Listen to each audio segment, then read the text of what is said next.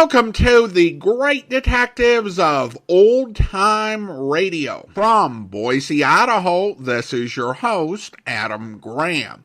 If you have a comment, email it to me, box13@greatdetectives.net.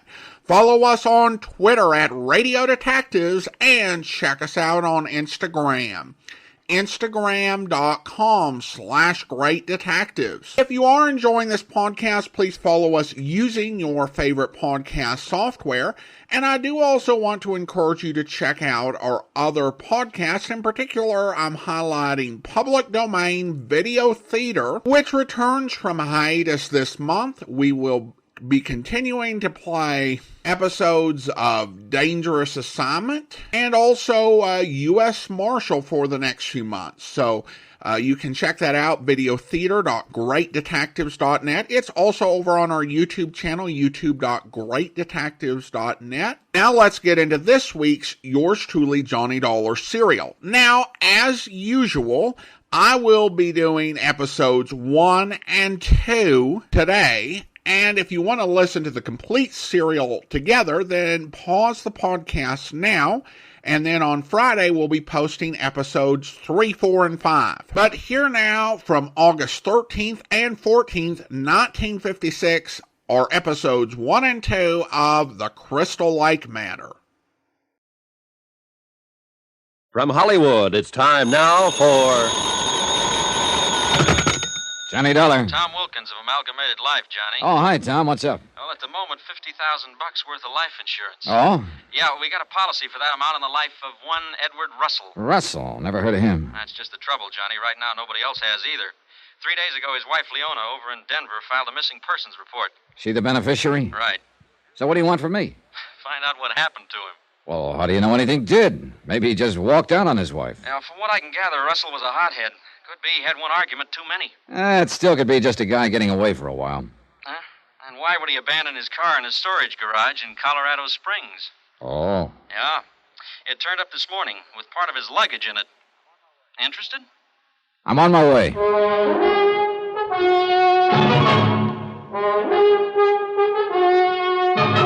Tonight and every weekday night, Bob Bailey in the transcribed adventures of the man with the action-packed expense account, America's fabulous freelance insurance investigator. Yours truly, Johnny Dollar.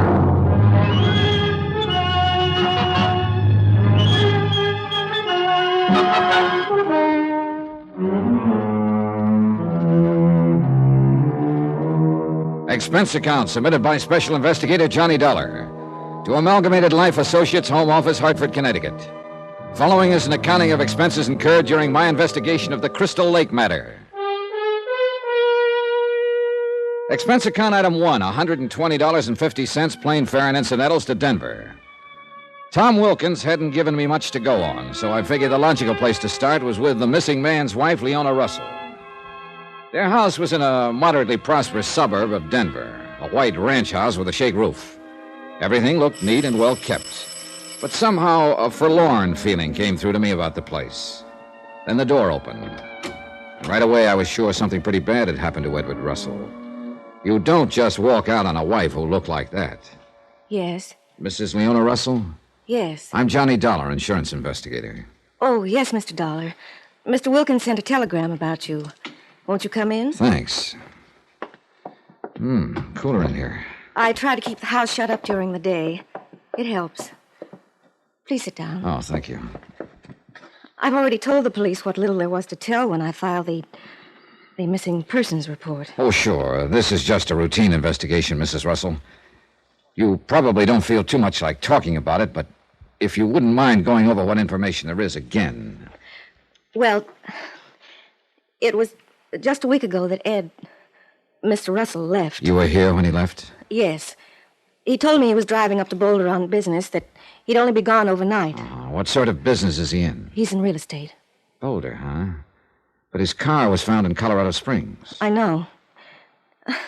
I can't explain that. When he didn't come home on time, I got worried. I'd call the hotel in Boulder. He never checked in there. Yes, I see. Did he know anyone in Colorado Springs? Just business contacts, as far as I know. He might have decided to go there instead of Boulder, but he would have called me. But he didn't. No. I haven't heard a thing from him since he drove away from here a week ago. Mrs. Russell, do you happen to know if your husband had any, enemies? No. Ed was pretty impulsive, you might even say hot-headed, but I just can't believe that anyone would hate him enough to do anything to him. Well, we don't know that anyone has. I know. Funny, the things that run through your mind at a time like this. Uh-huh. What sort of things? It sounds funny, but I've almost been wishing it was an accident or something like that. In a hospital where he might not have a chance to call me, but at least was safe and alive. You've checked the hospitals? All of them. I did that before I filed the missing persons report. Tell me, had your husband been unusually depressed before he left?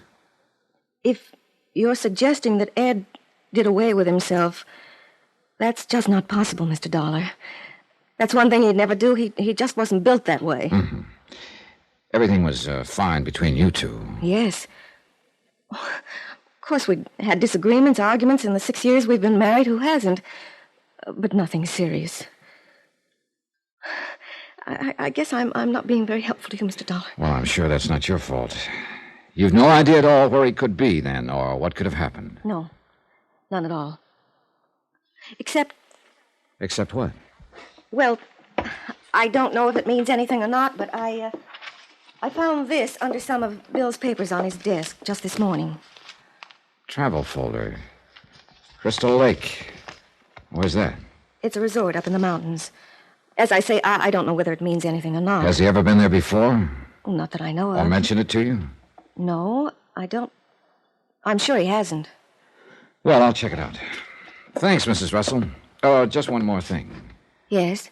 You're the beneficiary of his life insurance policy? Yes. I know what you're thinking, Mr. Dollar. I'm not thinking anything. I'm just asking questions. It's my job. I know. But let me ask you a question, Mr. Dollar.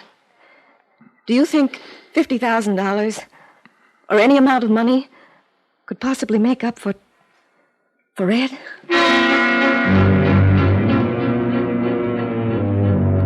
One thing about my job, you have to ask such nice questions sometimes. After Leona Russell's answer, there didn't seem to be much left to say, so I told her I'd let her know if I found out anything, and I left. I looked at the travel folder again. Crystal Lake. Pretty slim lead. But when you have nothing to go on, anything at all looks promising. Expense account item 2, $45.20. I rented a car and drove to Crystal Lake. It was a beautiful spot. 7,000 feet high, clean, thin air, fragrant pines, and the clearest water this side of the Jackson Hole country. I parked a moment and looked out over the lake. Oh, great place to drop a hook. But I had a strong hunch that the fishing I'd be doing was of a little different variety. One thing was obvious. There was a lot of money up here. Most of the cabins would be insulted to be called cabins and had their own boat landings. The village was nestled at one end of the lake, a colorful collection of Swiss chalets. I headed for the office of the local law, a deputy sheriff named Ansel Garrett. Tall, thin, raw-boned lad in his early 30s who looked like he'd spent all but the first few hours of his life in the open. Clear, keen eyes that showed he had his wits about him. Have a seat, Dollar. Thanks. Edward Russell, you said. Yeah, that's right. Disappeared about a week ago. Left home in Denver, hasn't been heard from since. So? So he could have come here. His wife found a travel folder about Crystal Lake in his papers. That's supposed to prove something? No, it doesn't prove anything, Ants, but it's my only lead. Here, take a look at this picture. You recognize him? Yeah, looks sort of familiar. You've seen him up here at Crystal Lake? Yeah, I think so. 4 or 5 days ago. Well, what do you know? Looks like my luck's changing. I hit the jackpot on my first nickel. Well, it depends on what jackpot you're talking about, Johnny. What do you mean? Well, for one thing, I could be wrong about the identification. I'd guess you haven't been wrong about many of them in your time. Suppose he was the guy, so what? Why are you looking for him, anyway? Mainly to find out if he's still alive. What makes you think he's not? Nothing definite, but a hunch that's getting stronger by the minute. Oh? Insurance investigators are operating on hunches these days, huh? Once in a while. Just like Deputy Sheriff says. All right. So hunches sometimes do pan out. But you could be way out in the pasture, Johnny. Maybe the guy just had an argument with his wife and he walked out on her. Oh, sure, yeah, I thought of that. But then I saw his wife. Nobody in his right mind would walk out on her. Like that, huh? Like that. Look, Ants, can you give me any dope on this guy? No, not much. He came to see me about 5 days ago. Why? Mainly to ask me a silly question. Silly? Yeah. He asked me if there was a guy named Bill around Crystal Lake somewhere. Oh, I take it there's more than one. A fistful, Johnny. Bill Cullen, who tends bar at the hotel. Bill Jensen, who runs the boathouse. Bill Pickens, who clerks at the hardware. Yeah, okay, I get the idea. I take it Russell didn't know which Bill he wanted, huh? Nope. Well, at least I know he was here at Crystal Lake now. You haven't seen him since, huh? Yeah, just once. Oh? That same night. He was in the bar at the hotel talking to Betty Norton. Who's she? Heiress to the Norton estate. Mining. She's got a big place on the other side of the lake near Lookout Point. Know anything about her? Phew, all I want to. Oh. She travels at a pretty good clip. Oh, I see. Well, thanks for the information, Ants. Yeah, what are you going to do now? Try to find Edward Russell, alive or otherwise. That hunch of yours still operating? It hasn't gotten any weaker. Oh, just one thing, Johnny. This is a pretty high-grade resort here. Things are nice and peaceful. I like to keep it that way. Sure. So don't go off half-cocked, huh? For instance? For instance, don't start accusing anybody of murder unless or until you find a body. And if I do find a body? Oh, then looks like we'll have to start doing a little accusing. I left Ansel Garrett's office and walked around the village.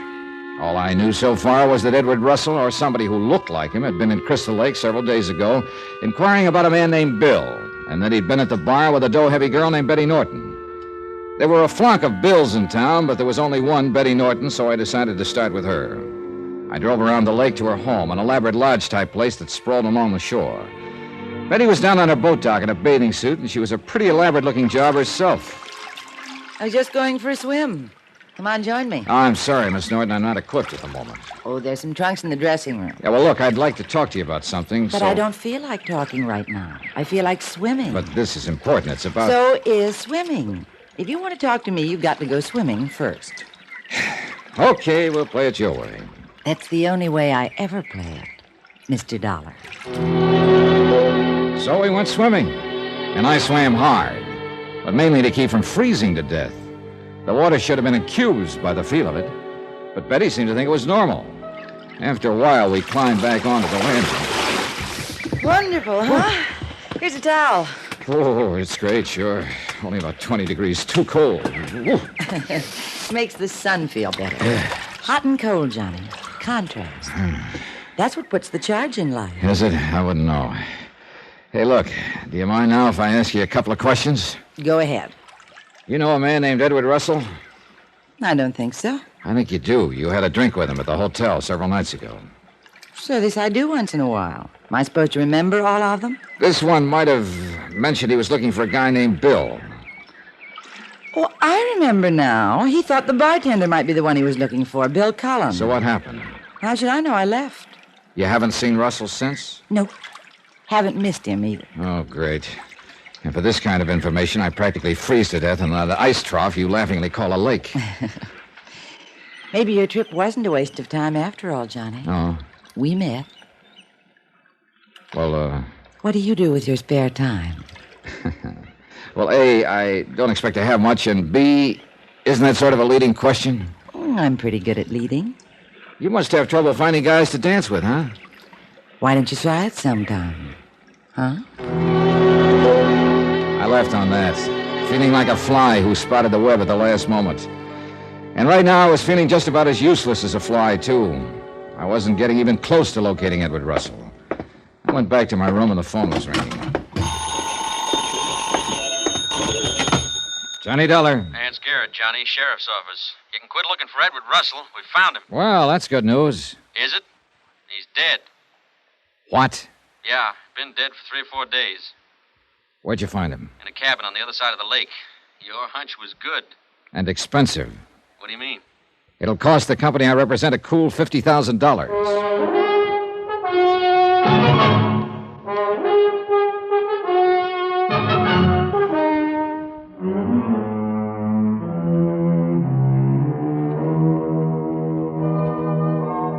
Expense account submitted by Special Investigator Johnny Dollar to Amalgamated Life Associates, Home Office, Hartford, Connecticut. Assignment, the Crystal Lake matter. Expense account continued. Item 3, $2.55. Telegram to Tom Wilkins of Amalgamated Life Associates notifying him of Edward Russell's murder. I was reasonably sure the telegram wouldn't make Tom sleep any easier. I headed for the office of Ansel Garrett, deputy sheriff in charge of the Crystal Lake substation. Sit down. Not good, huh, Johnny? No, not good. Not good at all. Who found the body, Ants? A fellow named Bixby's waiting next door. I figured you'd want to talk to him. Thanks, I do. First, though, I'd like you to run over what you know about this deal again for me. I want to know just where we stand in it. People at this resort pay a lot of money for peace and quiet. I don't want to disturb it any more than I can help. Good luck. Meaning? Meaning if you know where you stand in this deal, you're a lot better off than I am, and I've got a strong hunch a lot of peace and quiet's going to get disturbed before it's wound up. I don't like your hunches, Johnny. You got a way of proving out. Like the one about Russell being dead. I suppose you give me the rundown. Okay. And I can make it short because there's not much to tell. The company I represent holds a $50,000 policy on Russell. About a week ago, he disappeared. His wife filed a missing persons report? Yeah, Leona Russell over in Denver. She said her husband had told her he was going on an overnight business trip to Boulder. He never came back. His car was found in a garage in Colorado Springs. His wife couldn't account for it? No. She said she was completely in the dark. I take it she's his beneficiary. Oh, yeah, sure. I thought of that, too. I asked her about it. What kind of an answer did you get? Tears, mostly, and a pretty withering look. Either she's completely clean or she's one of the best actresses I've ever seen. The rest of the story you told me. How Russell came into your offices several days ago looking for a guy named Bill, last name and description unknown. Like I said, there's a flock of Bills in this neck of the woods. Yeah, no. The bartender, the man who runs the boathouse, a clerk in the hardware store, a few assorted others. I told you I saw Russell having a drink with Betty Norton the same night he came to see me. Did you check her out? Yeah. I had to go swimming with her in that sub-zero lake before she'd answer any questions, though. Then what I got from her was nothing. She said she'd met Russell at the hotel, had a drink with him, then left. That's all you've got, huh? That's it. Well, that's precious little to go on. I'll let you talk to Mr. Bixby. Oh, Mr. Bixby, would you step in here, please? This is Johnny Dollar, insurance investigator. Mr. Clarence Bixby. Hi. How are you? Not too good at the moment. You got troubles. It was my cabin the body was in. Oh? The padlock had been changed, Johnny. Here it is. No fingerprints other than Bixby's. I monkeyed with it for a while until I realized my key wouldn't fit, and then I pried it open with a big screwdriver. Mr. Bixby, would you mind showing me your cabin and just what happened? I guess not. Doesn't matter much now, anyway. What do you mean? Well, I was going to show the cabin to a guy when we found the body. He wanted to buy the place. But who'd want to buy it now? Bixby and I drove halfway around the lake. His cabin was a couple of 100 feet from the edge and had a good view of the water. Well, nice spot here, Bixby.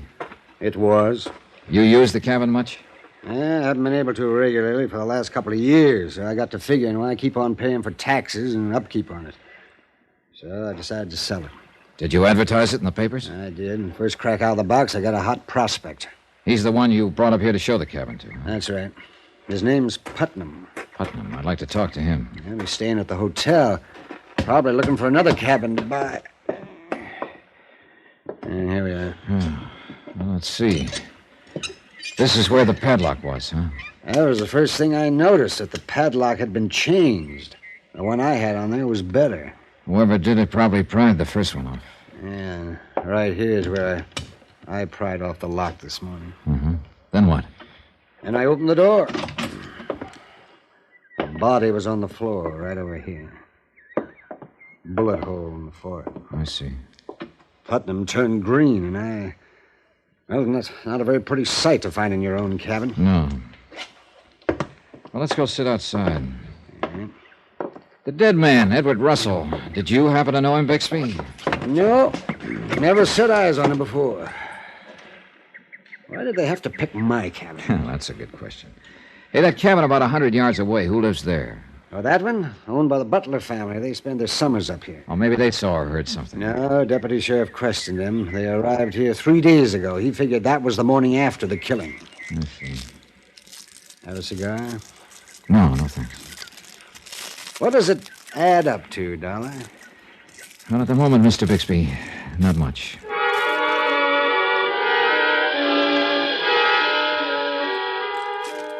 I sat there and watched Bixby tie his cellophane cigar wrapper into a neat little knot.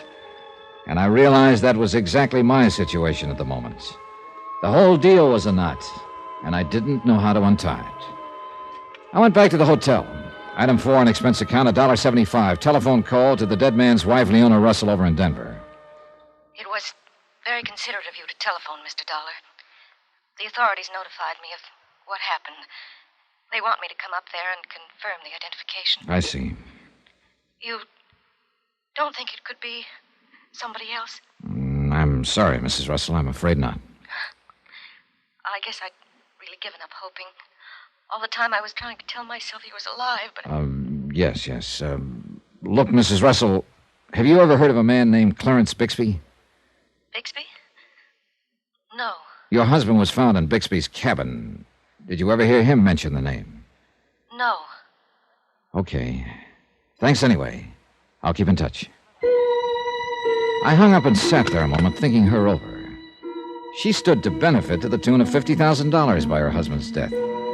She seemed on the up and up, and yet... Expense account item 5, another call to Denver, to the police department. I wanted them to check on her, but I found out that they and Ansel Garrett working together were a couple of jumps ahead of me. They'd already checked on Leona and established the fact that at the time of her husband's murder here at Crystal Lake, she'd been in Denver. I decided to look up Putnam, the man who'd wanted to buy Russell's cabin. I found him in the bar at the hotel. Yes, I tell you, it was quite a shock, Mr. Dollar. When Bixby opened his cabin door, the body sprawled there in front of us. Yes, quite a shock. Yeah. How come you decided to buy Bixby's cabin, Mr. Putnam? Well, my wife and I had been on the lookout for a cabin for some time.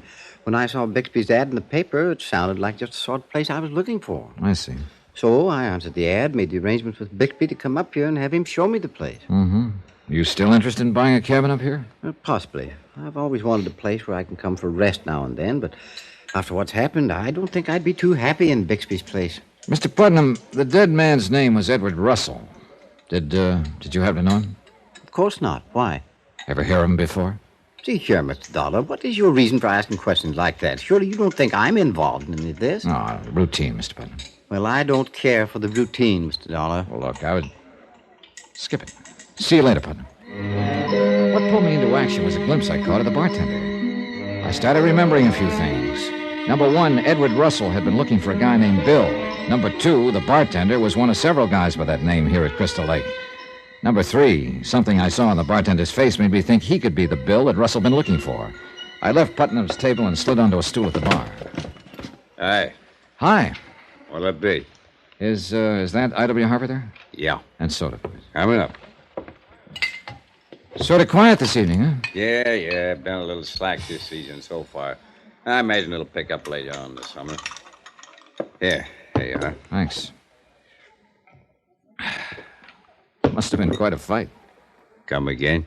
You're wearing what looks like the tail end of a black eye. Oh, yeah, that. No, I bent down to pick up a bottle of mix the other day, and I bumped my face on the corner of the bar. You're, sure that's the way it happened, huh? Where are you getting at, pal? Better take a look at my car now. Insurance investigator? Yeah. A guy named Edward Russell was in here a few nights ago with Betty Norton. He was looking for someone named Bill. By some strange coincidence, your name is Bill. And by an even stranger coincidence, you've got a black eye. Okay, Dollar. So Russell did give me the black eye. I traded him a split lip for it. What happened? I still haven't figured it out. He was in here drinking. He started talking to Miss Norton. She called me by my first name, and suddenly this Russell heats up. He comes up to me and starts asking me a bunch of questions. What kind of questions? Well, mainly had I ever lived in Denver. I told him no, but he didn't seem to believe me. Got pretty insulting, and we ended up outside. He pasted me first, and I let him have one. Then I spotted the hotel manager and broke it off. They left right after that. Well, why the cover-up about hitting your face on the bar? Are you kidding? Look, how long do you think a bartender would last in a hotel like this if the management knew he got in a fight with a customer? Particularly if the customer winds up dead, huh? Yeah, I heard about the killing this afternoon. Tough, but I must say that guy was asking for trouble. I don't know what was eating him, but something sure was. You didn't see him after that night? No. Check on me if you want. Oh, don't worry, I will. Hey, wait a minute. What's the matter? You said something a minute ago that just rang a bell. You said they left together after the fight. Who's they? Russell and Miss Norton. You sure about that? You sure she was with him when he left? Sure, I'm sure. You don't miss any tricks about a guy like that. Hey, look. If she told you different, I don't want to get nobody in trouble. That's where you and I differ, Bill. There's one person I want to get in trouble real bad. Who? The person who killed Russell. And right now, Betty Norton looked like an interesting possibility. I went outside and started walking along the lakeshore in the moonlight, thinking about it.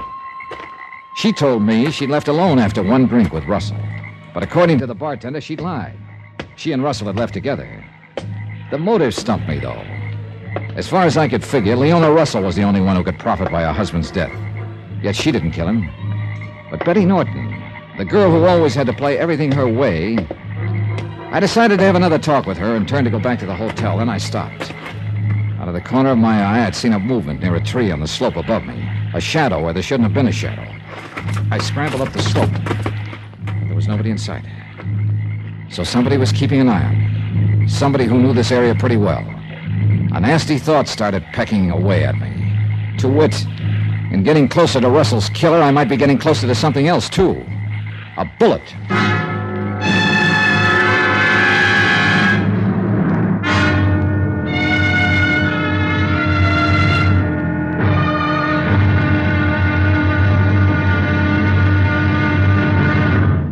Now, here's our star to tell you about tomorrow's intriguing episode of this week's story. Tomorrow, a girl who lied and a padlock that didn't.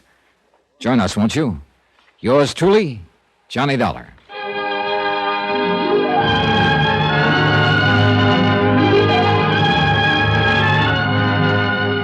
Yours truly, Johnny Dollar, starring Bob Bailey, is transcribed in Hollywood. Written by Robert Reif, it is produced and directed by Jack Johnstone. Be sure to join us tomorrow night, same time and station, for the next exciting episode of Yours truly, Johnny Dollar. Roy Rowan speaking.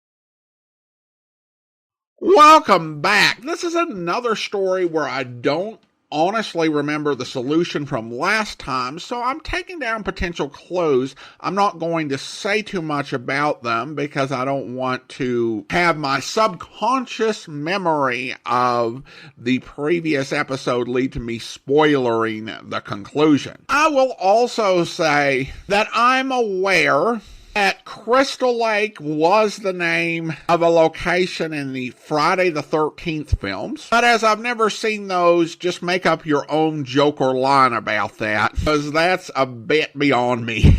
I did appreciate the way that they made the part 1 cliffhanger the part 2 opening. Now, I've not always enjoyed that in the past, but I didn't mind this time because they actually did a good job making them match up and making it so it wasn't like the sheriff's deputy called back a second time or something like that. It flowed rather naturally. One thing I found fascinating about this episode is the more things change, the more they remain the same. If a guy like Edward Russell were to disappear today, and couldn't be tracked by our modern methods such as a cell phone or credit card, and the only clue was a travel folder for a resort town, the detective would drive up just like Johnny.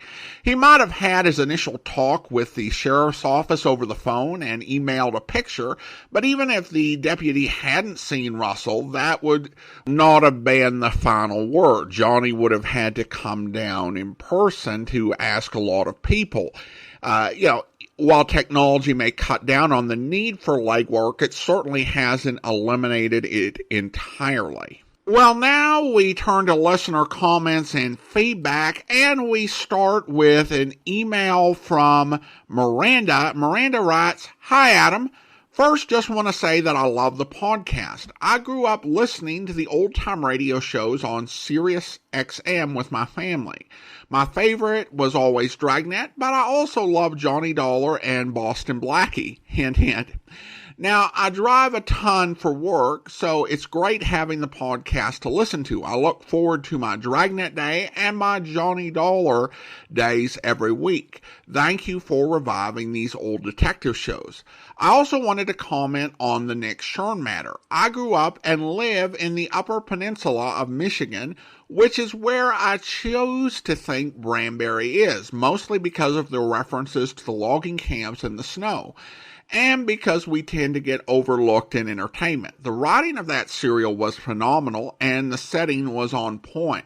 I was driving through some snow early in the morning while listening to the part where Johnny meets Benny Stark in the blizzard, and when Benny came up out of the darkness to confront Johnny, I jumped. I liked the part where Mike O'Dare asked Johnny why Benny would go into town since staying in the woods would be safer, because I was wondering the same thing.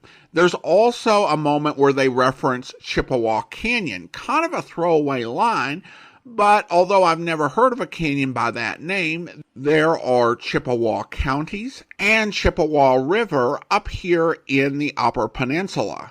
So I'm wondering if that's where they got it. All that is to say that I guess things haven't changed much here in rural Michigan since the 50s, especially the opinions and personalities of us locals, and that the writers of the show did a great job making the shows accurate and the characters believable. Merry Christmas, and thanks again for bringing us the detectives of old-time radio. Well, thank you so much, Miranda. Really appreciated your email. And it's the type of email that can really only come from someone who happened to live in that area. And it's a fascinating insight.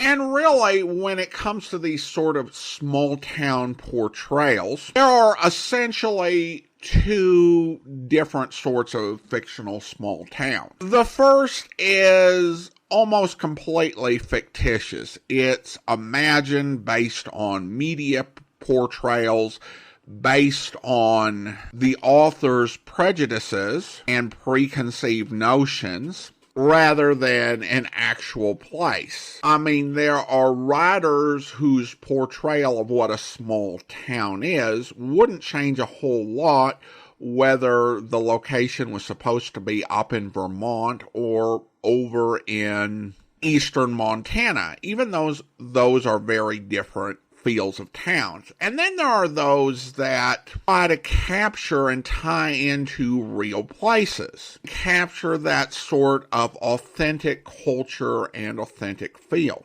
And if the writer is good at crafting a story, you're not going to know the difference unless you're from that specific region. So getting an email from someone who comes from that Upper Peninsula region in Michigan is just incredibly helpful. I wish I could find some insight as to how or what might have inspired Crutchfield. I looked into it, and he was from Kansas with no specific ties to Michigan, and certainly not to that region that I could find.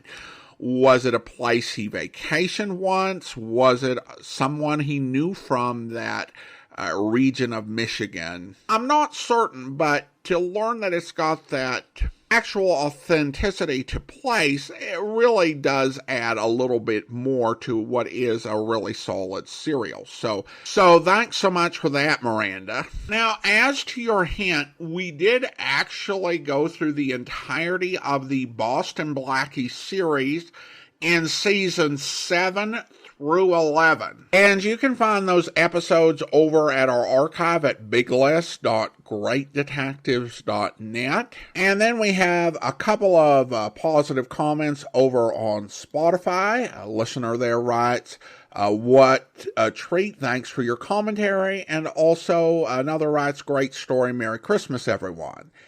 And then we had a couple of comments regarding the sea legs matter. And the first listener comments regarding episodes 1 and 2. Great breakout character in Oscar. And then another comments, Parley Bear does a good job playing Oscar.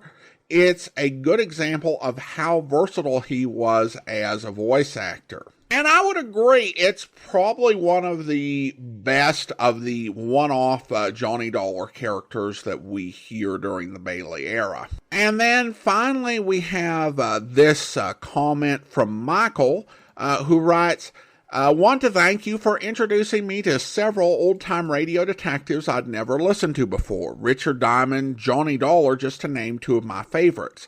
I'm new to the old radio detectives, though I've been listening to some of the old Western shows a while. I really appreciate your work in putting these out. I've made myself a note to donate here pretty soon when I get over the hit from the holidays. Well, thank you so much. Appreciate your comment, Michael. And I think we are all, or, well, not all, but a lot of us are dealing with that same hit right now. So thanks so much for listening. And I hope we continue to introduce you to other programs that you're going to enjoy. Well, now it's time to thank our Patreon supporter of the day. And I want to go ahead and thank Doug. Doug has been one of our Patreon supporters since June of 2015, currently supporting the podcast at the rookie level of $2 or more per month. Thank you so much for your support, Doug. And that will do it for today. If you're enjoying the podcast, please follow us using your favorite podcast software. If you're listening to the podcast on YouTube, be sure to like the video, subscribe to the channel, and mark the notification bell. We'll be back next Friday with the conclusion of this week's Yours Truly Johnny Dollar serial. But join us back here tomorrow for Dangerous Assignment, where... That dunking I got in the lily pond gave me an idea, Jim. According to Jarvis's letter, Chan and Mr. Big had never met before, so I become Colonel Chan and go on to meet the big shot. What? Why not? Well, Chan was on his way to meet the big shot. Only we don't know where. Exactly what was Chan's position when he crashed? Well, according to the Navy report, at a point some 30 miles off San Cristobal Island. He was headed south, probably for the New Hebrides group. Okay, so I take a dunking in the Coral Sea just off the islands. A ship headed in that direction takes me in. Go on. If the news gets around the grapevine that the notorious Colonel Chan had crashed and was picked up and was now stranded on one of the islands... Sure, I get it. If you can't go to Mr. Big, he'll come to you. I hope you'll be with us then. In the meantime, do send your comments to box13@greatdetectives.net. Follow us on Twitter at Radio Detectives. And check us out on Instagram, instagram.com/greatdetectives. From Boise, Idaho, this is your host, Adam Graham, signing off.